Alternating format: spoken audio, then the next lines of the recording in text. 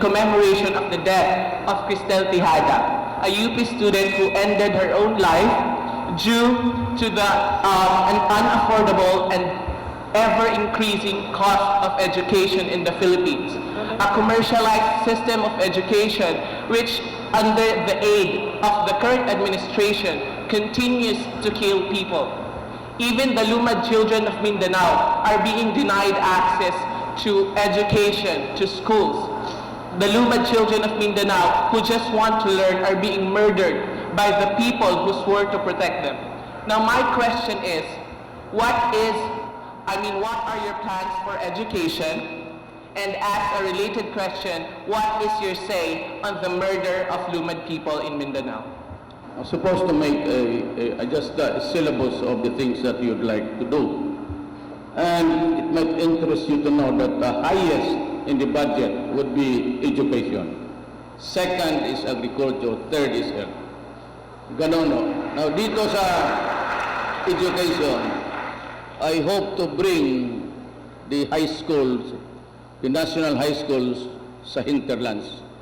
Kasi may mga eskwelano na they have to walk 3 hours. So I have to find the funds. I said it occupies the first item. I build barangay high schools in the hinterlands.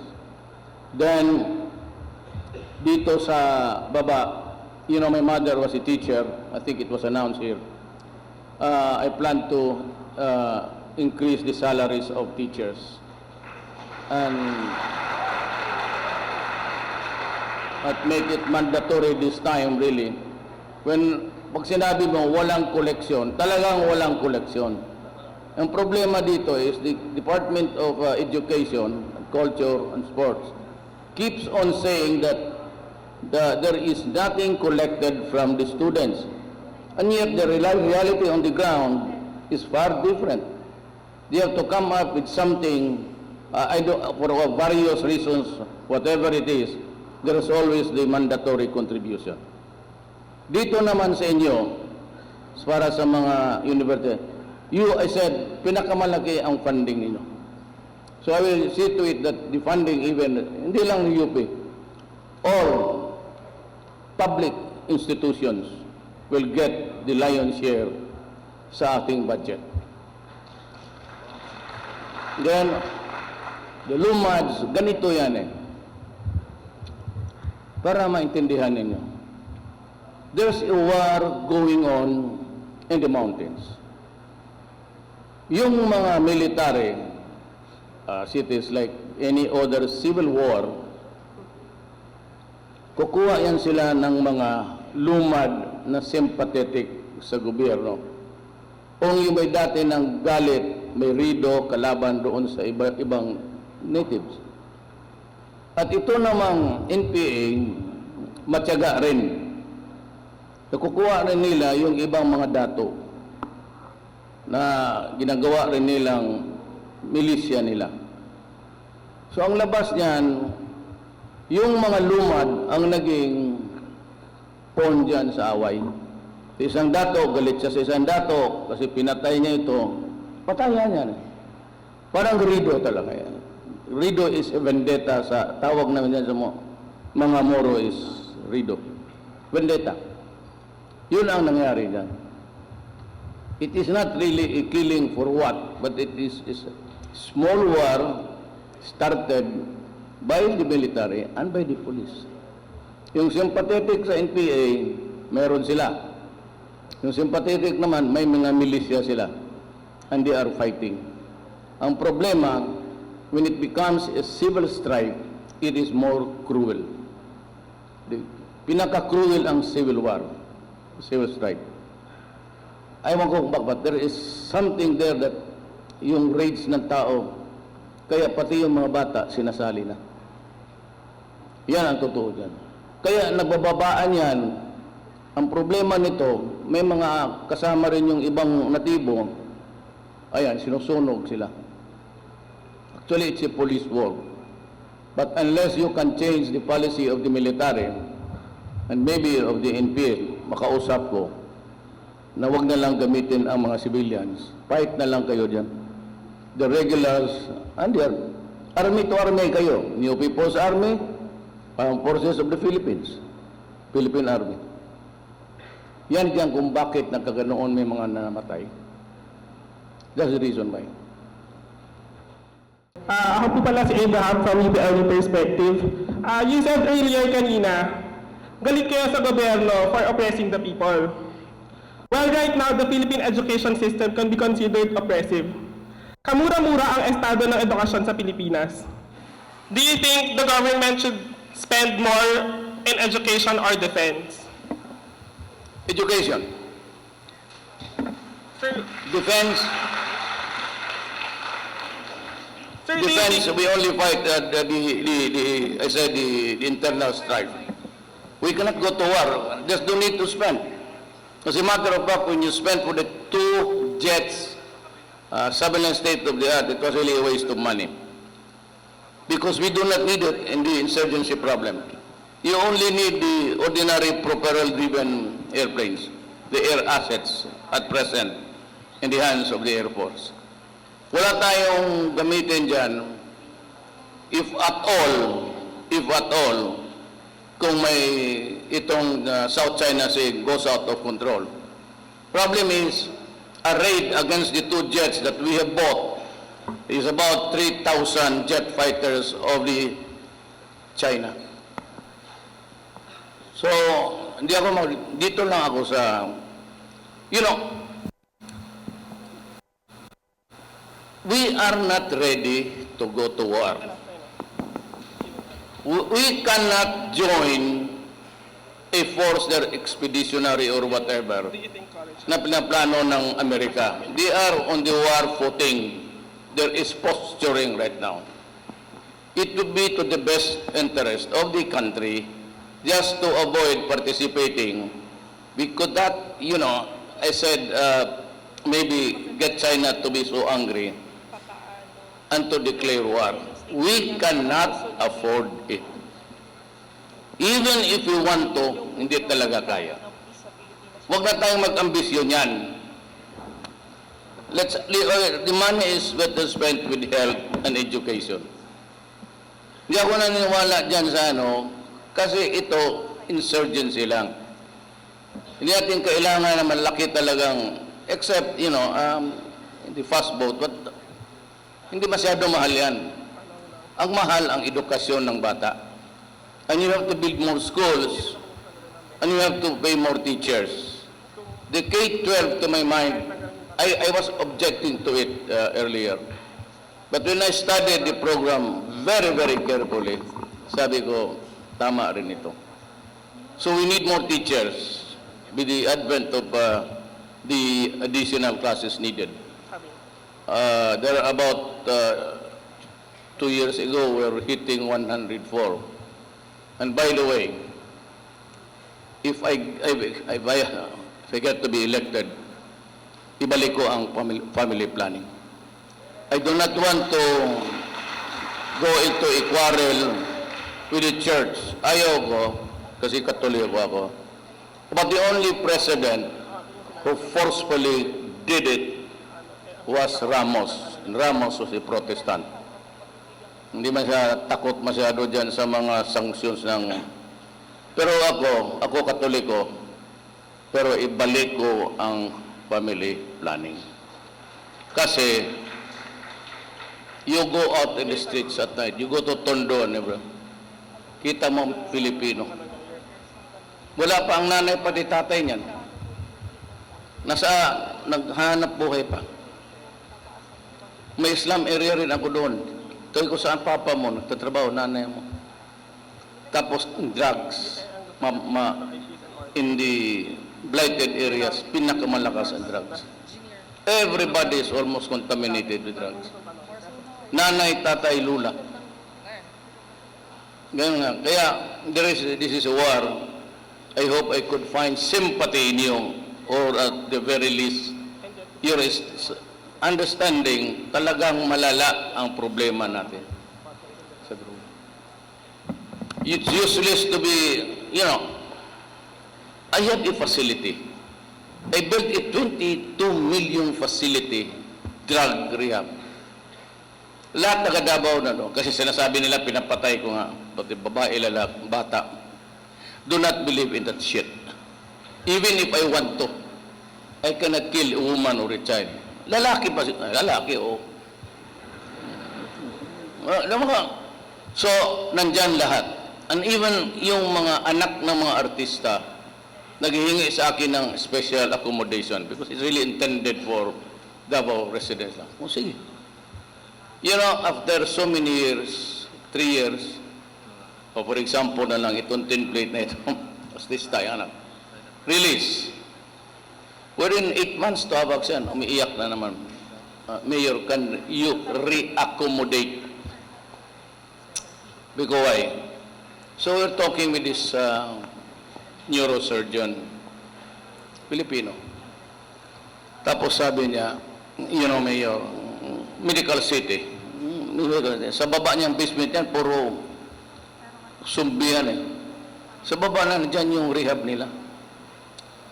Yung sabi niya, you know, mabuti pa ang Amerikano, swerte kunti, because they use the cocaine, which is naturally grown, galing lupa, or heroin, for that matter. It does really create hallucinations and everything, and destroys the brain, but at a very, very slow rate. Shabu, sabi niya, observation nila sa mga Mexicans, once they are hit, inoperahan nila yung nanamatay, and for all of the users ng shabu, the brain has shrunk. Ito yung mga Mexicano na hindi direkta doon sa heroin or cocaine. Ito yung sa nagmamanufacture parang cottage industry sa LA. Nagluluto na doon sa backyard lang. Sabi niya, 6 months to 1 year, constant use of shabu, almost every day, shrinks the brain of a person. Kasi pinag-aralan nila eh, autopsy lahat. Ang sabi niya, if it is 1 year or more of use of shabu, rehab is no longer viable. Kasi maliit ng utak eh, tapos the brain cells are already dead. Now, the last time we had was about, estimate ng PDEA, 3 million addicts. So they cannot be repaired anymore. Incremental conservative estimate ngayon, maybe we heard about 4 or 5. The very conservative, what will I do with this 4 million 5 drug addicts that can no longer be rehabilitated? Saan ko ilagay ang mga bata na yan o yung mga tao na yan? Anong gawin ko sa 4 million? Palagay mo lang, may 30,000 ka dito sa Manila, who robs, who kill, who rapes. Yan ang it's always drug related dito sa Manila, hindi noon magkukover pa ng mukha tapos money or your life. Dito sa Manila, yung isang konsehal ng Davao nandito ang dala ng pera paglabas niya sa gasoline station. 10. Wala ko. Nohi-nohi.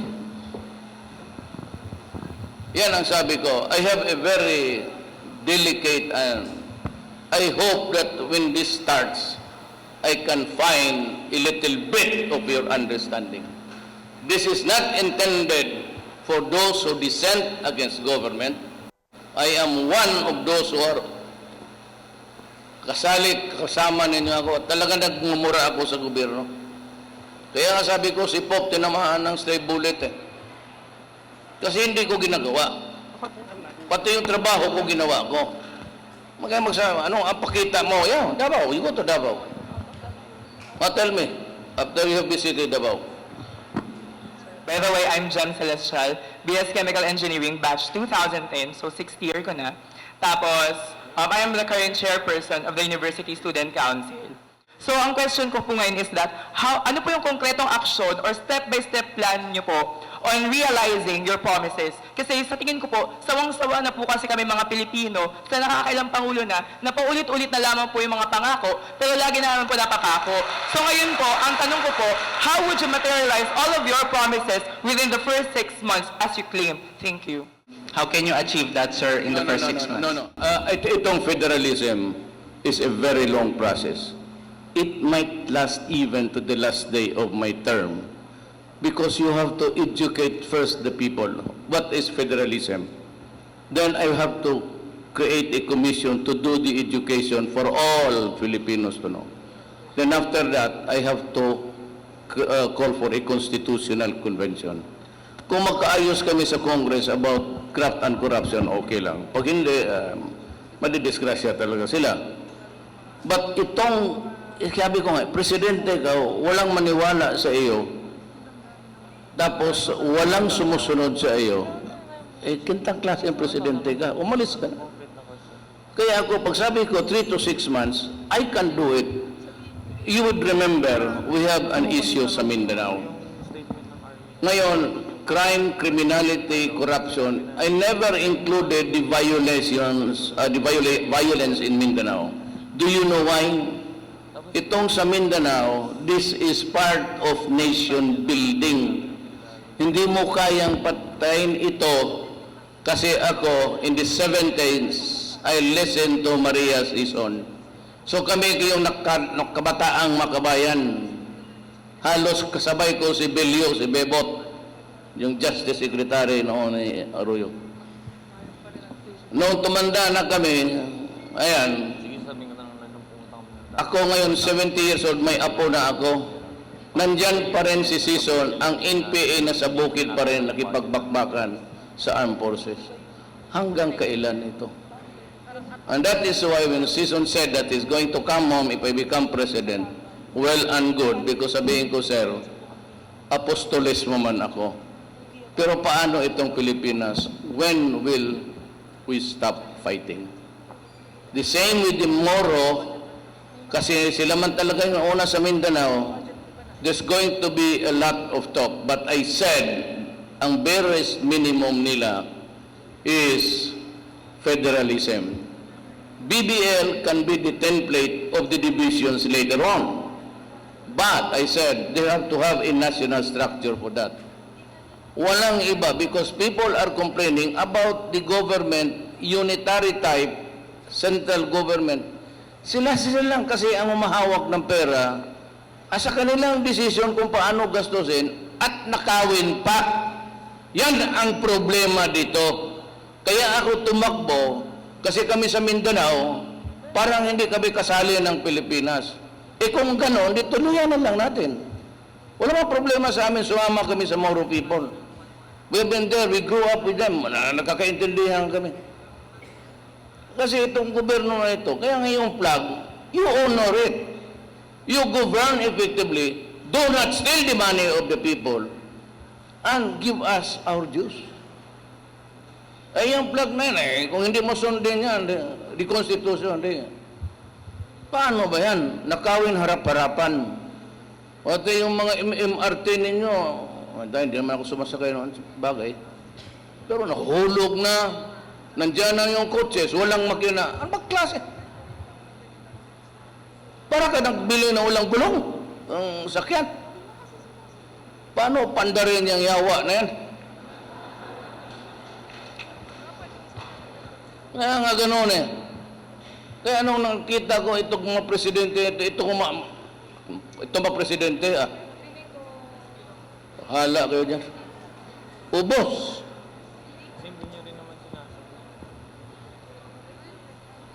Buti lang yun si Marcos, conjugal. Conjugal is husband and wife. Dalawa lang. May isa ditong kandidato, basketball team talaga. Galing sa tatay, anak, asawa. O saan kami itapon niya ngayon? Kung bigyan kami presidente na gano'n, payag kami? Sabi ko, NPU, do not stop your fighting. I'll join you. Well, Saan? Punta ka doon sa isa. Tapos sabihin, Mr. President, yung Coast Guard captain natin pinasabog. Tapos, tika. Psst. Na anong gawin ko na? Gising ka dyan na. Tapos sabihin, mahal mo ba ako? O patulugin mo sina? O tulog ka dyan. Ganon.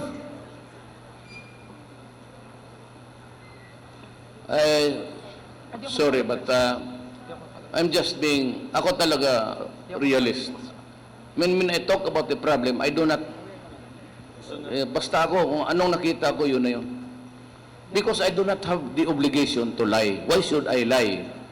Hindi ko, bakit ako magbasinungaling? Anong makuha ko? Yun ang, that's my, the thoughts that I shared with you this day. Siguro dahil maganda yung mga baril nila, mahal siguro yung mga pagbili doon sa mga baril na yun. Pero sa narinig ko po kanina na mas uunahin nyo po yung education kaysa sa defense. So ang tanong ko po, paano nyo po mai-implement yung ginagawa nyo po sa Davao City na ganun kaganda yung mga kagamitan ng mga kapulisan natin sa buong Pilipinas without compensating education? Yun lang, or without increasing the budget of defense. Yun lamang po. Alam mo, ganito yan. Yung cathedral ng Davao City was bombed twice. On Easter Sunday and the morning mass on Christmas Day. Yung airport ko binomba. Just as the arriving Sana po passenger. pakisagot po yung tanong ng diretso. Kasi yung tanong ko lang naman po is, hindi po ba matadagdagan yung budget for defense sa pag-i-implement nyo ng ginagawa nyo sa Davao City, sa buong Pilipinas, if ever you will be the president? So sana pakisagot lang po ng diretso kasi nagtatanong po kami ng diretso dito para makauwi na po kayo.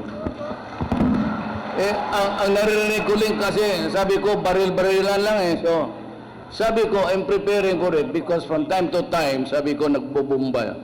So I have to deploy more policemen, nakikita mo. Naiintindihan ko naman po Yung na baril kailangan nila, po yun. maganda yun. Kasi sinisigurado ko yung baril nila pumuputok. Kaya nga po, di ba po mahal po yun? So, dadagdag, sabi niyo po kasi kanina na unahin niyo po yung education kaysa sa defense. So, syempre, dahil maganda nga po yung mga baril nila, syempre, dadagdagan niyo rin yung budget for defense. Syempre, may makakompensate na something. Is it education that will become, mababawasan ng budget dahil sa defense? But I told you, at the beginning, I said the biggest share would go to education. Then, sabi ko, agriculture, that's a food. Then health. What more I can say? Ula-ula nga sa priority ko yung one na. Sabi ko. And one more I say, it's education. So ano ba naman yung baril na yan? Because ang sundalo talagang may baril. But education has the highest priority. That's number 1 sa budget namin. So sa buong Pilipinas na po kasi i-implement, so mahal po talaga yung gagastusin natin for defense. Hindi lang naman po sa Davao City. So final answer, sir. Kung gusto niyo ganun lang pala, di bomba na lang, palitan ko.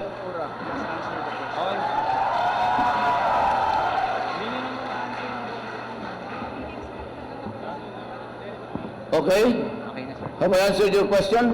Sir, Mayor. Ayun po, thank you po, Mayor. Mayor, last please. Last, this is about health. Yes. Please, Mayor. Sang Please. Please, Mayor, can you see me? Can you see me? I'm no student, I'm no professor. Out of respect po, I'm a nurse from LBDH. Lahat po tayo, meron po tayong mga kapatid, mga anak na nurses, daughters, and ano. And alam naman po natin na konti na lang po kaming natitira dito sa Pilipinas because most of us are migrating. And besides, this is a forum on governance. Lahat-lahat naman po, concern po nating lahat ang health. So gusto ko lang po malaman, wala naman po kayong nabanggit tungkol po sa health na platform ninyo and also kay Senator Cayetano. Ano po, what can you give us mga health practitioners to be able na makapag-serve pa po kami sa public para naman maalagaan pa po namin sila ng maayos.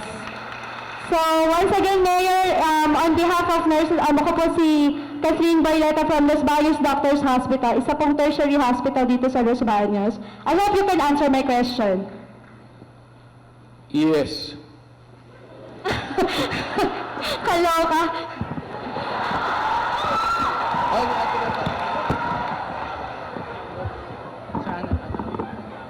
Ano raw yung programa niyo, sir, sa health sector?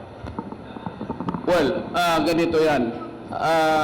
Sa health, since I could not build as fast as maybe during the 6 years, ang proposal ko doon sa convention ng mga doctor is this. You have to restore the ward, charity ward facility. Pero hindi talaga because it should be reserved for the government, city or provincial. You have to open something like a 20-bed facility. At kung sabihin ng city officers, kailangan ito maoperahan, pasok ka doon, and I will require all hospitals. The hospital for the rich or for the poor, they have to provide that ward. And you go to the hospital, have your operation, and I will pay. Because I have this thoughts. Yung lahat ng kita ng PAGCOR will be the trust fund of that. Para walang delikad. Kasi sabihin nila walang bayad, matagal ang gobyerno. Ang pera na ibibigay ko dyan, manggaling sa PAGCOR. Yung kinikita ng PAGCOR, it runs about 30 billion. Dyan ko ilagay, purposely to pay. Bayad. Bayad agad ako. I will pay. So, kung kailangan ng kidney operation heart, bayad ako.